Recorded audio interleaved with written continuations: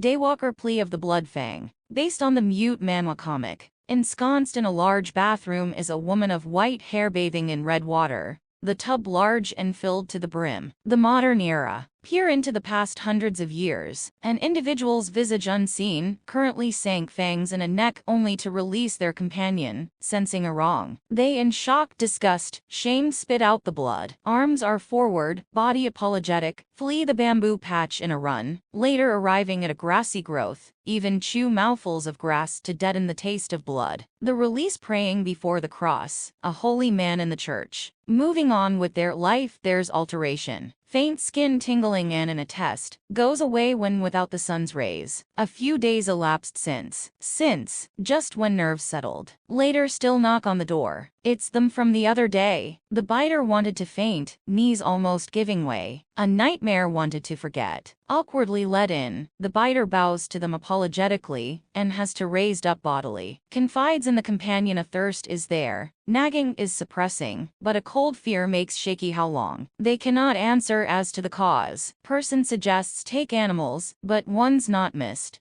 Going to the holy man considered for may be able to ease the truth to the villagers. A discussion before the companion can leave. Why didn't just go and tell the village in terror? They bit them. They literally offering their neck for some reason provoked a bite. Answer is didn't want to see them hurt anyone else, so slake the thirst with their body alone. The biter is beyond belief. To them this what a friend is. Night predator. The mysterious being stalks the land, draining mammals dry. Outsized, meaningless, smaller prey body sizes. The thirst is slaked by taking those nights. The sensation of the sun went fast as it came. Relief feels short-lived, for a villager spots and comments about a patch of white in their dark hair. Holds their nerve but seeks out their confidant and breaks down before them. Decided take the malady to the Christian holy man. At this juncture the afflicted's given name is Anna, an attractive face finally seen, a wondrous beauty in their 20s. The priest is Western Caucasian. He listens to events to present and as hope doesn't malign as a kabbutsu monster. Inspects the hair, deciding an effect of vampirism. His audience is confused in the little village church constructed. Christianity hasn't been outlawed in Japan yet. Brought to the island by European missionaries. God's divine will, he says. Outright claims the Holy Father allowed this malediction as a bridge to cross, and proceeds explaining vampirism. Anna is deathly afraid of the European concept, its very name vampire. Her friend verbally a statement she nor Anna destined to haunt the village tonight,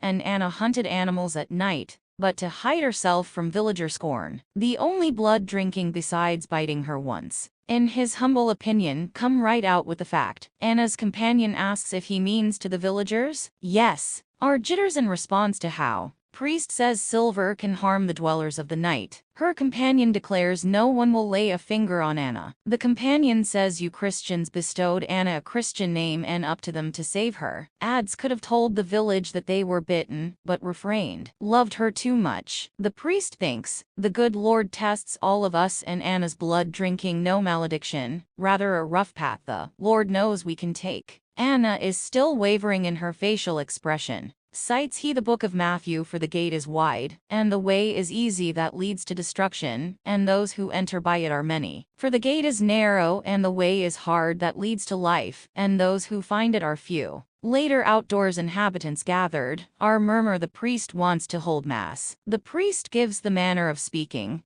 Stage to Anna, which is surprise. Him and her companion look on. Words escape not her lips at first, the nervousness, but says she a vampire. People are confused. She keeps going nervously. Somehow, she had the thirst for blood a while ago, and bit her companion, but made do with animal blood at their advice. Doesn't want to bite humans right now. This being a small village supports a small number of inhabitants, practically all faces nonplussed. Anna goes on to bear fangs. Speech from some onlookers is clearly not all witnesses brought it. The father backs her up, confirming it's true, that we Europeans call her kind vampire, and must feed on blood. Rest easy, she is no threat. Behold, girls in the day with you now. The sun destroys her ilk, steps aside and continues her story she does. At the end consensus is can live so long as the priest says so. Are a converted Christian village and his word carried weight. She stays. Days to come, her companion is tied up. Anna beholds outdoors in shock just outside the community an armed mob. A villager says her companion was bitten no. A kibutsu too. It's demanded Anna turn back to human. Anna cites she is one. She must be a vampire with the streak of white hair comes the accusation.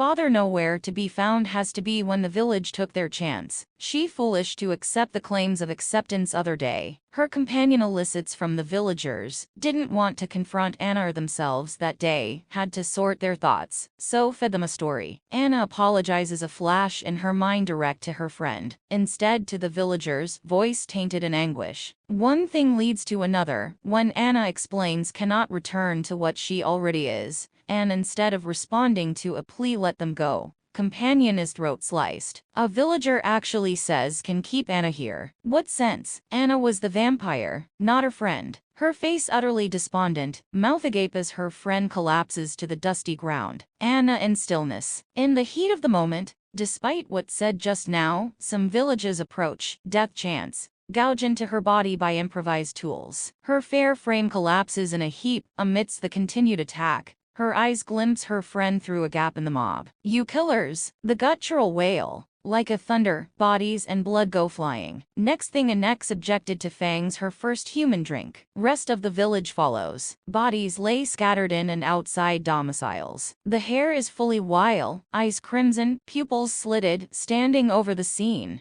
Modern era. Anna Nanayama stood up right in her literal bath of blood lifetimes later. Her faction of Nightwalkers kills Vatican members as they slay her vampires in the Shadow War. Nature inveterate, thinks nothing outwardly of a ruthless existence, as if two sides one murders humans by the dozen. Brutal to enemies and relishes battle. The next calm, calculating and devises elaborate plans to hammer below oblivious enemies. Anyone, save me from blood fangs. Author's note. Taken with the comic of late, action with pretty ladies. To be clear is my interpretation and mute odds are take wholly elsewhere unlike my direction. I gave Anna relatability she in no way has 45 chapters in. Woman's pure malevolence and staying that way foreseeable future. Made notes for a second where she meets MC Kim, given the comic status. Holding off. Wrote fanfic before. Yet this flavor my first. Could have been safer to simply go with my own work, but another man's inspired this. Time to finish my novel.